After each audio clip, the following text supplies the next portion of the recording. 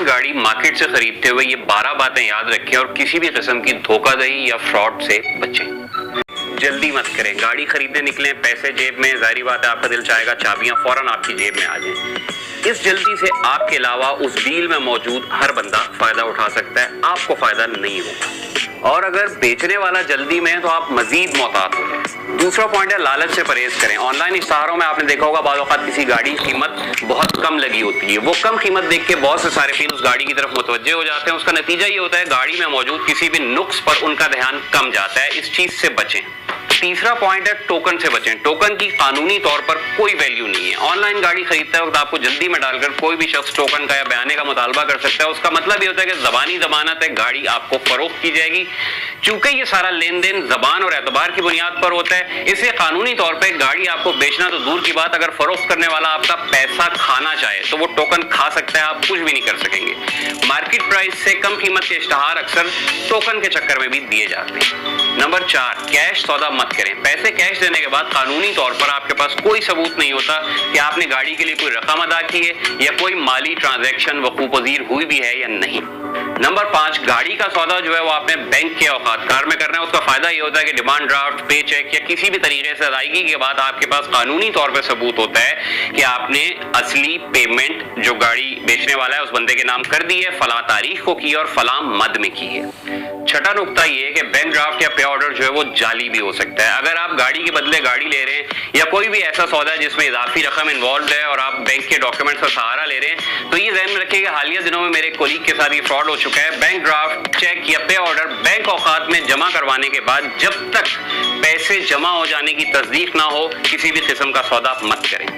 7वां नुकता ये ध्यान में रखें कि एक्साइज के दफ्तर आपने खुद जाना है। ऑनलाइन किसी भी गाड़ी की रजिस्ट्रेशन चेक हो सकती है, लेकिन जरूरी नहीं कि रजिस्ट्रेशन वहां पे ठीक है तो पीछे एक्साइज के दफ्तर में भी गाड़ी क्लियर हो।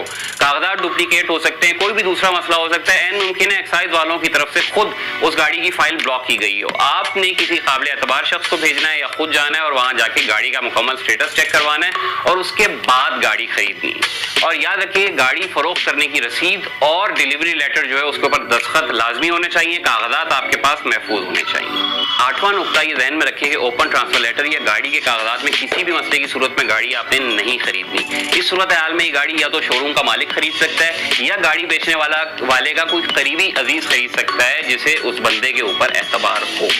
9वां अहम तरीन नुकता ये ध्यान में रखें कि ऑनलाइन इंस्पेक्शन आप गाड़ी की करवा सकते हैं लेकिन उसमें मुकम्मल एतबार नहीं कर सकते।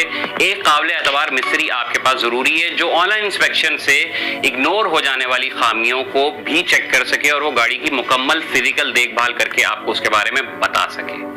10वां पॉइंट आपने ये ध्यान में रखना है कि गाड़ी की डेकोरेशन पे मत जाएं। उसके मैट, खूबसूरत अंदर लगा हुआ कोई भी साउंड सिस्टम या कोई भी ऐसी चीज जो कि चंद हजार रुपए की एवज लगवाई जा सकती है, गाड़ी का नक्शा उससे बेशक बदल जाता है लेकिन वो सारा काम जो है बाद में अपनी पसंद के हिसाब से आप खुद भी करवा सकते हैं। उन चीजों पे मत जाएं। गाड़ी का इंजन, कागजात, बॉडी, ये सब चीजें चेक करनी होती हैं और इसी बुनियाद के ऊपर आपने गाड़ी खरीदनी होती है। 11वां अहम तरीन नुकता है गाड़ी की टेस्ट ड्राइव। ये वो चीज़ है जो गाड़ी खरीदने से पहले आपको लाजमी करनी है। कई मसाइल ऐसे होते हैं जो सिर्फ आपकी ज़ात से मुताल्लिक हो सकते हैं, जैसे कद लंबा या छोटा होने की वजह से सीट एडजस्टमेंट या स्टीयरिंग एडजस्टमेंट, इसी तरह कोई भी और मसला हो सकता है। और उसके अलावा अगर आप गाड़ी पहले से चला रहे हैं तो किसी भी गाड़ी की चाल से आप उसके बारे में ज़्यादा बेहतर अंदाज़ा लगा सकते हैं कि इसे मेनटेन रखा गया है या खरीदने के बाद आपको उसमें कौन कौन से काम करवाने पड़ेंगे या गाड़ी ठीक करवाना पड़ेगी।